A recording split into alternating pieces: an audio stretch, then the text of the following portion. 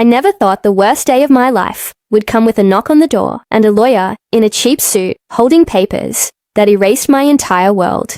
My name is Emily Thompson, and this is how my stepmother took everything after my dad died. Picture this. You're 24 years old, standing in the driveway of the only home you've ever known, in a quiet, upscale neighborhood outside Seattle. Rain is pouring down like it's trying to wash away the last 10 years. Your father, Richard Thompson, the man who built a successful construction company from nothing, has just been buried.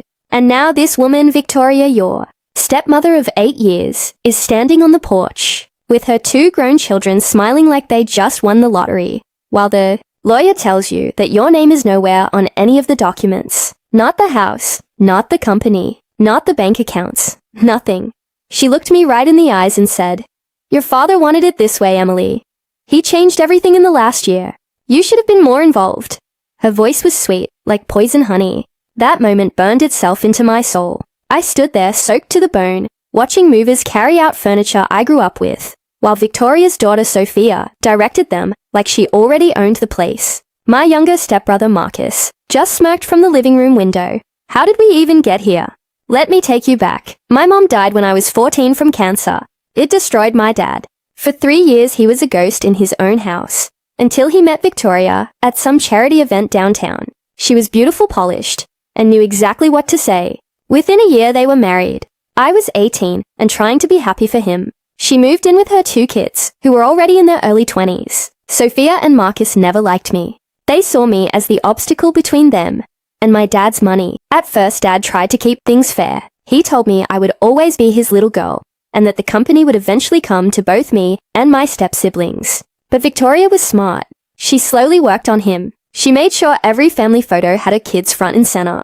She convinced him to put her name on the company accounts for tax reasons.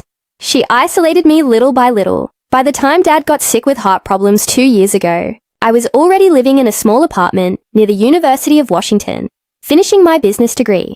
I came home every weekend to help take care of him. Victoria hated that. She said I stressed him out. She started telling him I only cared about the money. The real betrayal happened in the last 6 months of his life. I didn't know it then, but Victoria had him rewrite his will and transfer assets while he was weak from medication. She convinced him I was irresponsible and that her children were better suited to run the company. Dad was on heavy painkillers. He wasn't thinking clearly. I begged him to talk to me about the future, but Victoria always found a way to keep us apart. When the will was read, everything went to her. The house in Seattle worth almost $2 million. The company Thompson Construction that employed over 80 people. All the savings, even my mom's jewelry that Dad had promised would be mine. The only thing I got was my old car and some clothes. I remember standing in the lawyer's office, shaking with rage and grief. "This can't be legal," I said. The lawyer just shrugged and said, "Your father was of sound mind." According to the documents, Victoria sat across the table filing her nails like we were discussing the weather. That night I slept in my car because I had nowhere else to go. My so-called friends from college had drifted away. My relatives on my dad's side suddenly didn't want to get involved. "It's a legal matter, Emily. We don't want to cause drama." Everyone abandoned me. I was the ultimate underdog. 24 years old, less than $300 in my bank account, no home, no family, and a stepmother who had just stolen my entire future while smiling for the family photos at the funeral. But here's what Victoria never understood. When you take everything from someone who has nothing left to lose, you create something dangerous. You create someone with nothing but pure determination. The first few months were hell. I worked 2 jobs, days at a coffee shop in Capitol Hill, nights waiting tables at a restaurant downtown. I lived in a tiny studio apartment with mold on the walls and a roommate who stole my food. Every night I cried myself to sleep, thinking about my dad and how he had been manipulated. But I never stopped planning. While I was scraping by, I started studying everything about my dad's company. I still had some old contacts from when I worked there during summers in college. I reached out quietly. I learned that Victoria was running the company into the ground. She had no experience. She promoted her son Marcus to operations manager, even though he barely graduated community college. They were losing major contracts because of sloppy work and bad management. I started keeping records. Every rumor, every complaint from former employees, every shady financial move I could find through public records. Meanwhile, I was building something of my own in secret. During the day when I wasn't working, I taught myself digital marketing I learned how construction companies actually win big bids. I studied sustainable building practices that were becoming huge in the Pacific Northwest. I created a small consulting side hustle, helping small builders with social media and bidding strategies. It started with one client, then 2, then 10. I lived on ramen and coffee, but I saved every single dollar. I worked until my eyes burned. I barely slept. But for the first time since Dad died, I felt powerful. 6 months after the funeral, I incorporated my own company, Evergreen Legacy Builders. I chose the name to honor my dad's original dream. While Victoria was busy, throwing lavish parties in my childhood home, I was quietly building relationships with suppliers and subcontractors who were tired of her terrible management. The real turning point came when I landed my first major client. A tech company in Bellevue wanted to build a new eco-friendly campus. They loved my vision and my personal story. I underbid Victoria's company by 15% because I actually knew what I was doing. That contract alone was worth over $4 million. That was the beginning of my secret success. I kept my success hidden for almost 2 years. I drove an old car. I wore cheap clothes. I never posted on social media. Victoria and her kids thought I was still broken and struggling. They would occasionally send me nasty messages through lawyers demanding I stop harassing the family. They had no idea I was becoming stronger than they could imagine. I built a team of people who were loyal to me. Many of them were former Thompson Construction employees who had quit because of Victoria's toxicity. I listened to their stories. I documented everything. The revenge wasn't going to be loud at first. It was going to be surgical. I spent months preparing. I hired a forensic accountant who specialized in family estate cases. I gathered evidence that Victoria had exerted undue influence on my father during his final months. Medical records showed he was on heavy medication when he signed the new will. Witnesses came forward about Victoria, isolating him from me. But I waited. I wanted it to be perfect. The public part came when I was ready to destroy their empire in front of everyone. I remember the day everything changed. It was a bright spring morning in Seattle. I was 26 now. My company had grown to over 30 employees. We had just been featured in a local business magazine as one of the fastest rising construction firms in the region. Victoria's company was falling apart. They had lost 3 major contracts in a row. Employees were leaving. Suppliers refused to work with them. Marcus had been caught falsifying safety reports on a project. I decided it was time. I scheduled a big public event, a charity gala for sustainable housing in Seattle. I made sure Victoria and her children were invited through a mutual connection. They had no idea I was one of the main sponsors. That night, I wore a stunning black dress that made me look like the successful woman I had become. My hair was perfect. My confidence was unbreakable. When Victoria saw me across the ballroom, her face went white. Sophia spilled her drink. Marcus looked like he'd seen a ghost. I walked straight up to them with a calm smile.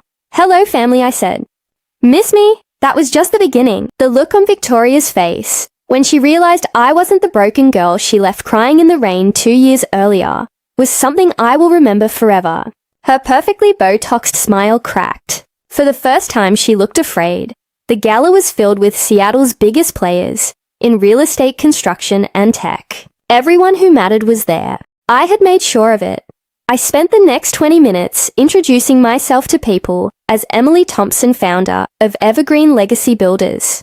I talked about my father's legacy and how I was continuing it the right way. Every time Victoria tried to interrupt or pull someone aside, I was already there, winning them over with facts, numbers, and genuine passion.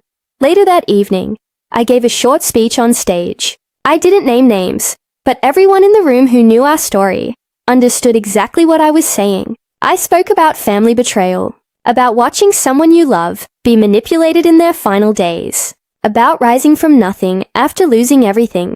The applause was loud and genuine. Victoria and her kids left early. The next morning, the real work began. My lawyer filed a formal challenge to the will, based on undue influence and lack of mental capacity. The evidence we had was overwhelming. Medical records, witness statements from nurses who saw Victoria controlling access to my father, financial trails showing large transfers to her personal accounts right before he died. At the same time, I started acquiring Thompson Construction's debt. I had been quietly buying up loans and supplier debts through third parties. When the company defaulted on several payments, I was positioned to take control. The court battle lasted 9 months. It was brutal. Victoria fought dirty. She tried to paint me as a greedy daughter who abandoned her sick father. She even tried to claim I was mentally unstable. But the truth was too strong. Employee after employee testified about how toxic the workplace had become under her leadership. Safety violations, stolen wages, contracts lost because of her arrogance. The judge ruled in my favor. The will was overturned. I regained control of my father's company and the family home. The day I walked back into that house, as the rightful owner, was emotional. I stood in the living room, where I had celebrated birthdays and holidays with my dad. I could almost hear his voice telling me he was proud. Victoria was given 30 days to vacate. When she finally left, she looked like a completely different woman. Her designer clothes were gone. The fancy car was repossessed. Her children, who had treated me like dirt for years, now looked completely defeated. But I wasn't done yet. I made sure the story became public. A local Seattle news station ran a feature on the case. Daughter reclaims family legacy after stepmother's betrayal. The article went viral in business circles across the Pacific Northwest. Victoria's reputation was destroyed. No one in the industry would work with her again. I rebuilt Thompson Construction and merged it with my own company. I kept the name Thompson in honor of my dad. Within a year, we were one of the largest and most respected firms in the region. I made sure to hire back many of the good people who had been forced out. I raised wages. I improved safety standards. I focused on the sustainable building practices my dad had always believed in, but never had time to fully explore.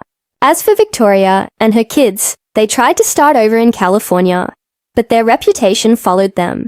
Last I heard, Sophia was working as a receptionist, and Marcus had multiple DUIs. Victoria herself had to sell most of her jewelry just to pay legal bills. I still live in the family home, but I changed it. I redecorated with warmth and light. I turned my dad's old office into a space where I can work and remember him positively. I planted a garden in the backyard where my mom used to sit.